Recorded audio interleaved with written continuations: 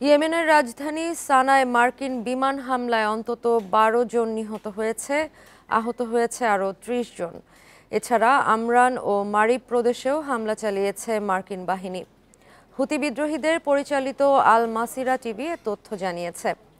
Bundle থাকলে প্রতি সেনমানিতে টাকা বাঁচবে। বিকাশ সেনমানি বান্ডেল কিনে জিতুন প্রতি লেনদেনে। রোববার হুতি নিয়ন্ত্রিত সানার আত্তান এলাকায় দুটি বিমান হামলা চালায় যুক্তরাষ্ট্র। পরে শহরটির আরও দুটি আবাসিক এলাকা এবং একটি জনপ্রিয় বাজারে হামলা চালানো হয়।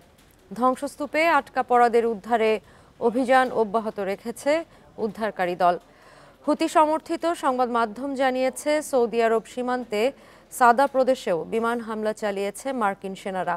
গত মাস থেকে ইয়েমেনের হুতি নিয়ন্ত্রিত এলাকায় প্রায় প্রতিদিনই বিমান হামলা চালিয়ে আসছে ওয়াশিংটন।